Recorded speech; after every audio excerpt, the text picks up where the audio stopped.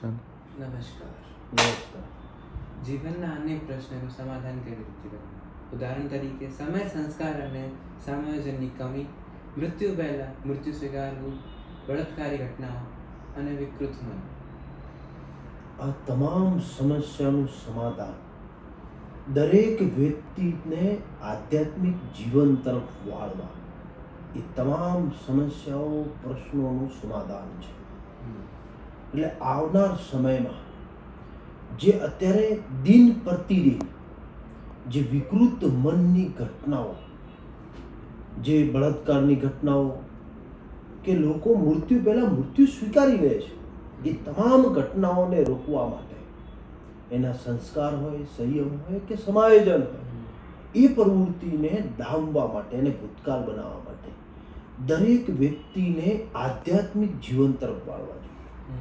કારણ ઋગ્વેદ હોય, યજુર્વેદ હોય, સામવેદ હોય કે અથર્વવેદ હોય, એમાં ગહન રીતે આપણે અભ્યાસ કરીએ ને તો એમાં તમામ પ્રશ્નોનું સોલ્યુશન છે.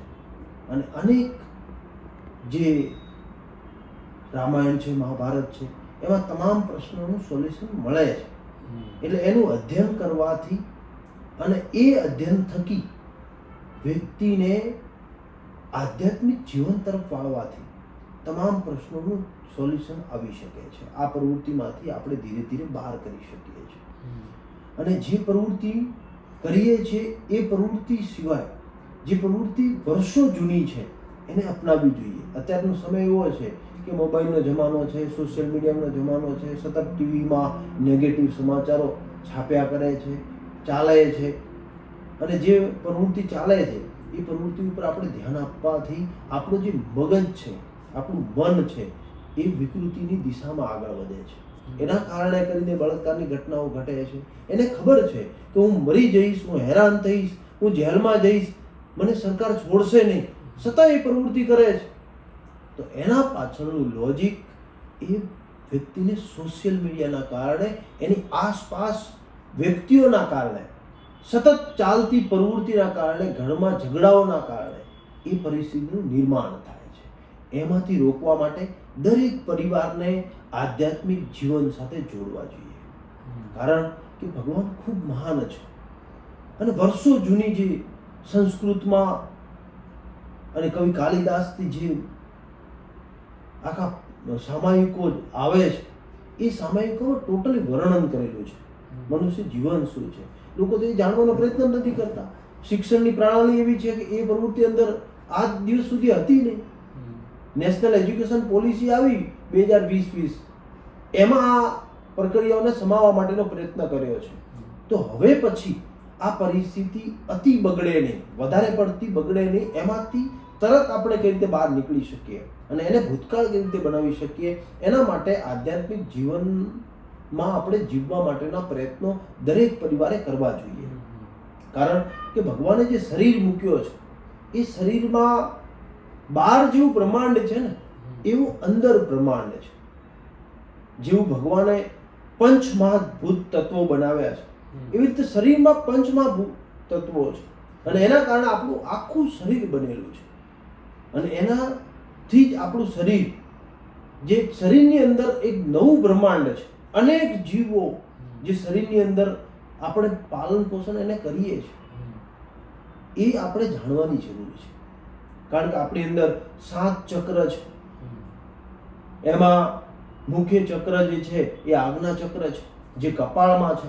આપણે અહીંયા જે તિલક કરીએ છીએ ને, તિલક, એ તિલક મનુષ્યને નથી કરતા. તિલક આપણા અંદર રહેલી આત્માને કરીએ છીએ. આત્મા એ જ પરમાત્મા, આપણે વર્ષોથી કહીએ છીએ, એને આપણે તિલક કરીએ છીએ, એને ભગવાનને તિલક કરીએ છીએ. એ દ્વાર જે છે આજ્ઞા ચક્ર, એ દ્વારનું ધ્યાન કરવાથી આપણા ઘણા બધા પ્રશ્નો શાંત થઈ જતા હોય છે. જેમ અહમ હોય, ગુસ્સો હોય, વારે ઘડીએ કંઈક નવું કરવાની, એમાં ઉલટું કરવાની એવી વિકૃતિ હોય, તો એ પ્રશ્નોમાંથી આપણે સમાધાન કરી શકાય છે. સાથે સાથે આપણામાં દ્વાર છે, એમાં 10મો દ્વાર, જે આપણે અહીંયા ઉપરના ભાગે 10મો દ્વાર છે. અને એ દ્વારનું આપણે ધ્યાન કરીએ, એને સમજીએ, જાણીએ, આપણું જીવન ખરેખર શું છે એને સમજીએ, જાણીએ, તો મને લાગે ત્યાં સુધી આ પ્રશ્નોનું સમાધાન સરળતાથી થઈ શકે. અને આવનાર સમયમાં જે અત્યારે સાધનો વધ્યા છે, વિજ્ઞાન વધ્યું છે, એની સાથે સાથે ઘણા બધા પ્રશ્નો લઈને એ આગળ વધી રહ્યા છે. અને જૂની જે સંસ્કૃતિની પરંપરા છે, જે સંસ્કાર હતા આપણા બધાના, સમાયોજન, એ આધ્યાત્મિક જીવનના કારણે વિશેષ હતા. લોકો જમતા ત્યારે ચમચીથી નહોતા જમતા, લોકો 5 આંગળીઓ ભેગી કરી અને કોળીઓ મૂકતા હતા. એ પ્રવૃત્તિ હવે ભૂલાઈ રહી છે.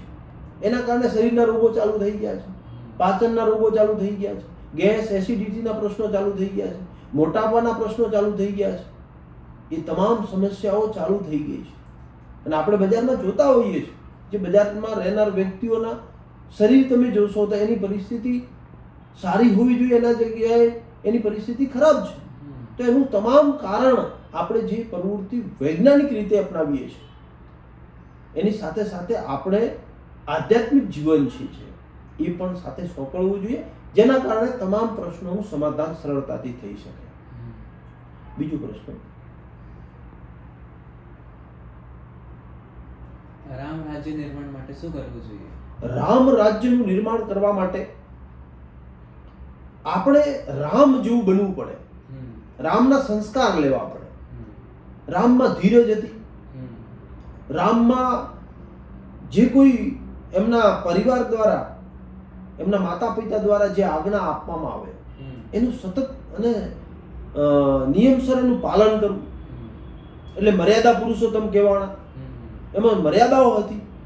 અને એ મર્યાદાઓ થકી આપણું જો આપણા જીવનમાં એ રામનું ચારિત્ર ઉતારવામાં આવે તો આપણે તમામ પ્રશ્નોનું સમાધાન સરળતાથી કરી શકીએ. સરકારને આટલી પોલીસ રોકવી ન પડે, રસ્તામાં અવરજવર કરીએ ત્યારે ટ્રાફિકના પ્રશ્નો હલ થઈ જાય, વિકૃત મનવાળા વ્યક્તિઓ છે એ પણ સમસ્યાનું સમાધાન થાય. એટલે રામ જેવું, રામે જે કંઈ રાજ્ય ચલાવ્યું છે એ રાજ્યની પરંપરા જો આગળ આપણે વધારી શકીએ તો પૂરા દેશમાં આ પ્રવૃત્તિ જે હાલ ચાલી રહી છે એમાંથી આપણે બહાર નીકળી શકીએ. કારણ કે એ આપણે એ પ્રવૃત્તિમાંથી બહાર નીકળશું તો એનાથી ઘણા બધા ફાયદા થઈ શકશે. એક તો સરકારને તંત્ર આટલું બધું સજ્જ નહીં કરવું પડે, ચોરીના પ્રશ્નો ઘટી જશે.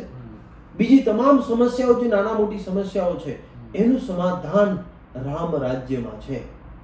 એટલે હું માનું ત્યાં સુધી દરેક વ્યક્તિ અને સરકારે એવું વિચારવું જોઈએ કે જે લોકો પૈસા પાછળ ભાગે છે, રૂપિયા રૂપિયા રૂપિયા, એના કરતા એ લોકો રામ જે મર્યાદા પુરુષોત્તમ હતા એ રીતે આપણું જીવન આગળ વધારીએ તો પૈસા આપણી પાછળ આવશે. એના પાછળ ભાગવાની જરૂર નથી. એ આપણી પાછળ પ્રેરાશે કે ભાઈ વ્યક્તિ સારો છે, સારા કર્મ કરે છે, એના સાથે બીજા 4 વ્યક્તિઓ જોડાશે, બીજા 20 વ્યક્તિઓ જોડાશે, એવી રીતે બીજા સ્ટેપમાં બીજા 200 વ્યક્તિઓ જોડાશે. અને વ્યક્તિ હોય ત્યાં તો રૂપિયા હોય જ છે. આ માયા તો માણસોની જ છે ને, બીજા કોઈની તો માયા નથી ને. માણસોની માયામાં એ વ્યક્તિઓ જોડાશે, પછી તો નાણાકીય તો પ્રશ્ન રહેવાનો જ નથી. માનીએ કે દાખલા તરીકે કોઈ જિલ્લાના વ્યક્તિઓ બધા આપણને ચાહે છે, આપણને ઈચ્છે છે, તો જિલ્લાના નાણાં કોના? એ વ્યક્તિઓ આપણને ચાહે છે તો આપણા જ કહેવાય ને. તો આમાંથી કોઈ મુશ્કેલી રહેતી નથી. એટલે આવી રીતે જો આપણે આવનાર દિવસોમાં જે હાલ સુધીનું જીવન હતું, જે વિજ્ઞાન કરીને એ જીવનની સાથે સાથે આધ્યાત્મિક જીવન જે વર્ષો પહેલા હતું, આદિકાળથી ચાલ્યો આવે છે, એ જોડવાથી આપણું જે આખું દેશનું તંત્ર છે, આપણા ગુજરાતનું તંત્ર છે, આપણા જિલ્લાનું તંત્ર છે, આપણા ગામનું તંત્ર છે, એમાંથી અસંખ્ય ફેરફાર થઈ શકશે. એવી રીતે આપણે આગળ વધવું જોઈએ, જેના કારણે આવનાર સમયમાં આ પરિસ્થિતિનો નિર્માણમાંથી બચી શકશું. ધન્યવાદ.